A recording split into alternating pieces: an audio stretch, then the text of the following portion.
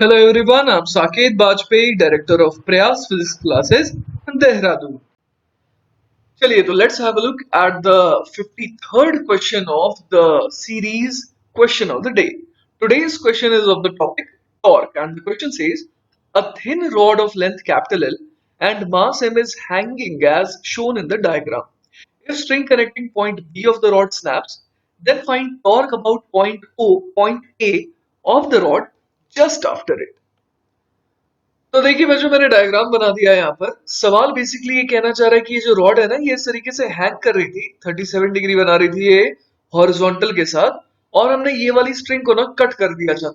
तो जैसे ही कट करेंगे तो अपने को बताना है कट करने के ठीक बाद कि भाई अगर मैं पॉइंट ए के अबाउट टॉर्क निकालना चाहूँ, है ना, ये पॉइंट ए था एक्चुअली, तो ए पॉइंट के अबाउट अगर मैं टॉर्क निकालना चाहूँ तो वो कितना आएगा, है ना। देखिए एक फोर्स तो मुझे दिखाई दे रहा है जो रॉड के सेंटर पर एक्ट करेगा नीचे की तरफ, वो है mg। एक और फोर्स जो ऊपर की तरफ एक्ट करेगा वो है टेंशन, है ना। तो मुझे एक इक्वेशन तो साफ दिख रही है कि mg नीचे टेंशन ऊपर, तो mg माइनस टी बराबर मास इनटू एक्सेलरेशन। ये एक्सेलरेशन किसका है बच्चों? ये आया सेंटर ऑफ मास का। तो हमें एक चीज तो समझ में आ रही है कि सेंटर ऑफ मास है ना, इसका एक्सेलरेशन सिर्फ और सिर्फ किस डायरेक्शन में हो सकता है? इसका एक्सेलरेशन सिर्फ और सिर्फ हो सकता है इन द वाई डायरेक्शन, है ना। ये जो वाई की डायरेक्शन है उसमें हो सकता है, और वो भी मुझे फील हो रहा है कि नेगेटिव वाई के लॉन्ग होगा ना, मतलब कि mg के लॉन्ग। तो चलिए एक इक्वेशन तो अपने पास आ गई। अब दूसरी इक्वेशन कैसे सोचे? मुझे ये पता है कि मैं हमेशा एक इक्वेशन तो लगा ही सकता हूँ, वो है टॉर्क अबाउट सेंटर ऑफ मास बराबर आई सी एम इंटू अल्फा। तो सेंटर ऑफ मास पर अगर मैं बैठ जाऊं तो यहां से मैं देखूं तो टॉर्क किसका लग रहा है? टेंशन का। तो टेंशन का कितना टॉर्क लगेगा? टेंशन मल्टीप्लाइड बाय ये वाली परपेंडिकुलर डिस्टेंस। और ये वाली परपेंडिकुलर डिस्टेंस कितनी हो जाएगी? ये लेंथ मैं कह देता हूं L/2, है ना, यहां से यहां तक की लेंथ L/2 है। तो ये वाली परपेंडिकुलर लेंथ कितनी हो जाएगी? L/2 cos ऑफ 37 डिग्री, है ना। तो ये टॉर्क आ गया। This should be equal to I alpha. I about centre of mass मुझे पता है कितना होता है, ml square upon 12 into alpha, है ना। तो एक इक्वेशन ये आ गई, एक इक्वेशन ये आ गई। लेकिन अभी मुझे ये समझ में नहीं आ रहा कि कैसे सॉल्व करें दो इक्वेशन को, क्योंकि टेंशन अननोन है, एक्सेलरेशन अननोन है और अल्फा भी अननोन है। तो तीन इक्वेशन चाहिए मुझे एटलीस्ट इन तीन अननोन्स को निकालने के लिए। तो यहां पर हीरो की तरह एंट्री होगी ICOR की। आप ऐसे सोचिए कि जैसे कि मान लीजिए पेंडुलम होता था, है ना। पेंडुलम को अगर आप थोड़ा सा डिस्प्लेस कर देते थे तो वो किस तरीके से मोशन करता था? कुछ इस तरीके से। तो वही मुझे फील हो रहा है कि ये जो ए पॉइंट है ये किस डायरेक्शन में मूव कर सकता है? ये मूव कर सकता है टुवर्ड्स लेफ्ट, है ना। क्योंकि ये पूरा का पूरा रॉड जब इस तरीके से आ रहा है तो मुझे ये फील हो रहा है कि ए पॉइंट की टेंडेंसी किधर जाने की होगी? Towards left. एक और तरीके से आप इस बात को समझ सकते हैं कि ए पॉइंट लेफ्ट क्यों जाना चाह रहा है। देखिए ए जो है, पहली चीज तो आपको बता दूं, रुका हुआ पॉइंट नहीं है। आपके बहुत लोगों के दिमाग में कंफ्यूजन ये आता है कि ऐसा क्यों नहीं हो रहा है कि ए पॉइंट के अबाउट ये प्योर रोटेशन कर रहा है।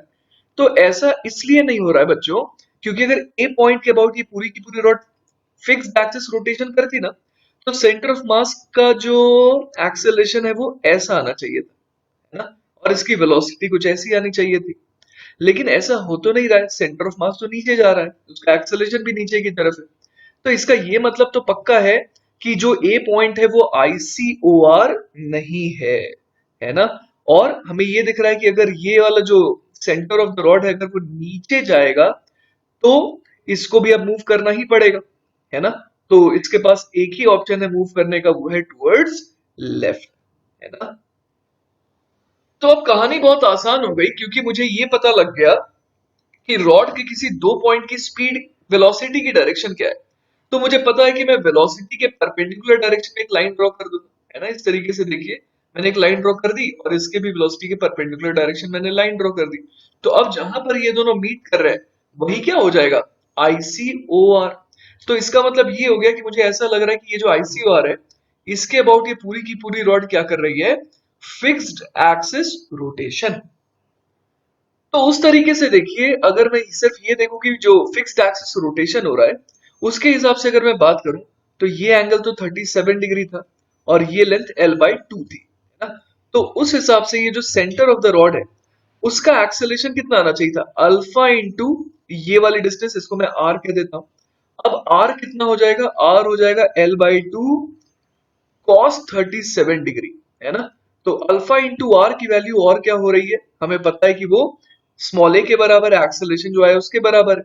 तो यहां से देखिए अल्फा इंटू क्या आ जाएगा, L by two cos 37 degree is equal to 4/5 is equal to A. तो देखिए अब बढ़िया लग रहा है। बढ़िया क्यों लग रहा है, क्योंकि अपने पास 1, 2 एंड 3 तीन इक्वेशंस आ गई, और अननोन भी फिलहाल तो तीन है, जिससे मैं ए, अल्फा और टेंशन निकाल सकता हूं, है ना। तो चलिए अब इन तीन इक्वेशन को सॉल्व करने की कोशिश करते हैं, है ना। तो सबसे पहले एक काम ये किया जाए कि इस वाले इक्वेशन से, है ना, हाँ, थर्ड वाली जो इक्वेशन है उससे देखते हैं कि अल्फा और ए में एग्जैक्ट रिलेशन क्या है। अपने को ये मिल गया कि जो अल्फा है वो कितना आ गया, 10/4 a/l, मतलब कि और सिंपल कर ले तो 5a/2l, है ना। तो अल्फा अपने को मिल गया।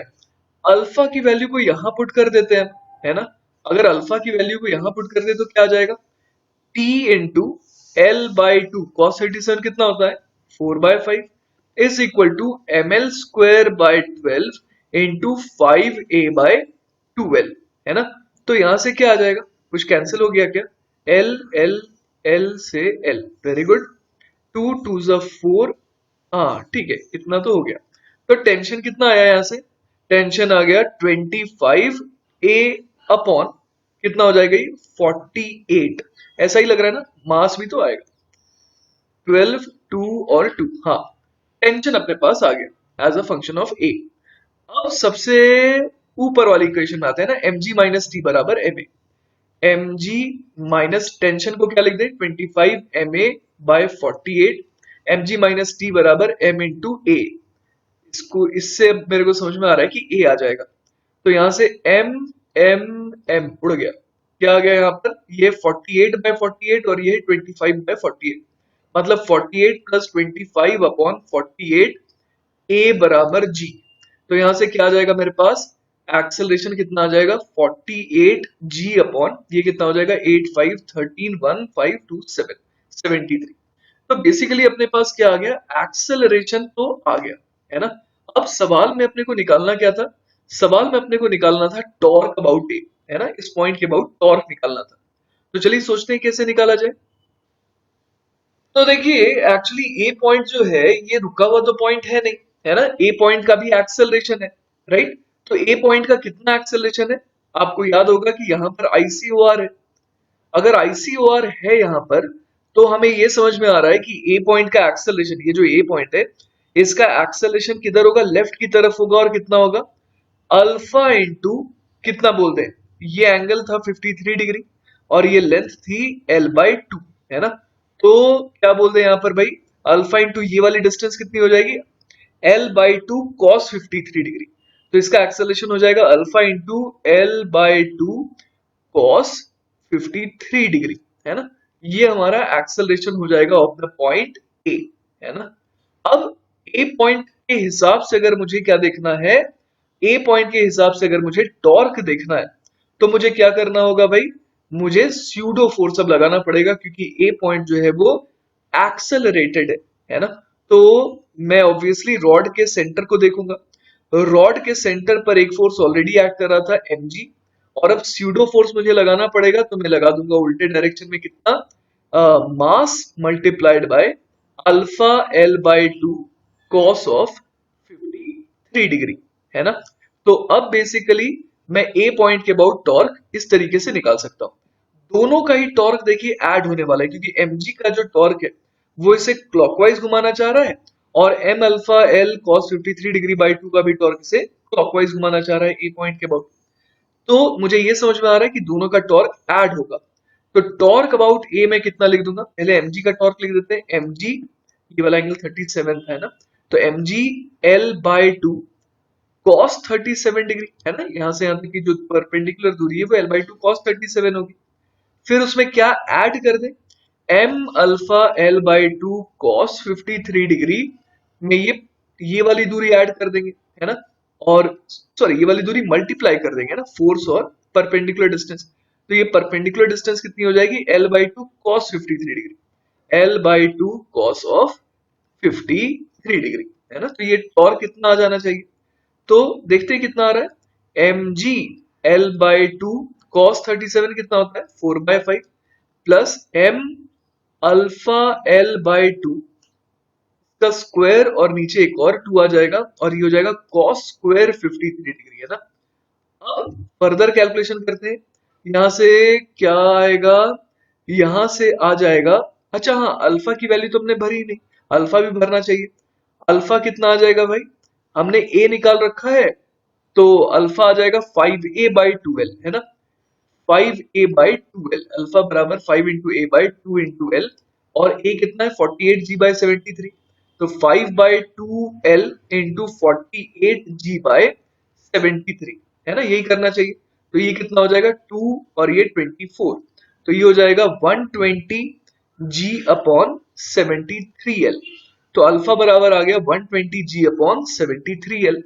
तो भर देंगे यहाँ पर mgl, और ये कितना हो गया 2 2 जा 4, तो 2 mgl/5 plus m into alpha कितना भर दे भाई, आप देख लीजिए 120g/73l, 120g/73l, फिर आएगा L square upon 4, cos square 53 degree कितना हो जाएगा, कॉस स्क्वायर 53 डिग्री ये हो जाएगा 3/5 का होल स्क्वायर, है ना।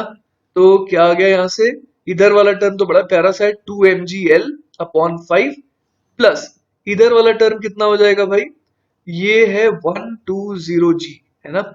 तो यहां से देखिए L से एक L तो कैंसिल आउट हो गया, तो mgl को तो चलिए आराम से रख लेते हैं। अब क्या बच गया यहाँ पर 120/120/73 मल्टीप्लाइड बाय 9/25 4 100, कुछ ऐसा आ रहा है ना, जीरो से एक जीरो चला गया, फिर सही है यहां तक। तो ये कितना आ जाएगा mgl 2/5 प्लस इधर कितना आ जाएगा 12 9 108 अपॉन 730।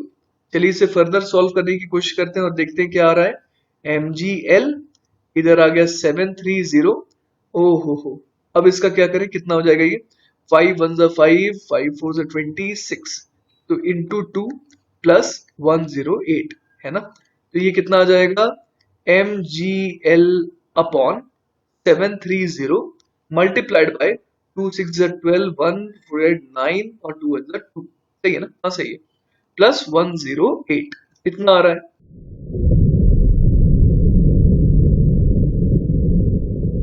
400, है ना। तो बड़ी प्यारी वैल्यू आ गई, हमारा आंसर क्या आ गया, टॉर्क अबाउट ए कितना आ गया 40, जीरो से जीरो क्योंकि उड़ गया ना, 40 mgl/73। तो अब आप समझ रहे हैं कि किस तरीके से हमारा आंसर आया, है ना। तो ऐसे सवाल में कैलकुलेशन तो रहेगी थोड़ी, पर उसके बाद जो है मजा आ जाता है आंसर जब आता है तो, है ना। तो चलिए ऐसे ही कुछ अच्छे अच्छे सवालों के साथ हम लोग फिर से मिला करेंगे in our segment question of the day season 2। Again remind करा दूं सीजन 1 खत्म हो गया है, उसमें 1 से लेकर के 50 बहुत प्यारे प्यारे सवाल है, उनको जरूर करिएगा and then move on to season 2। Alright बच्चों, टेक केयर, बाय बाय।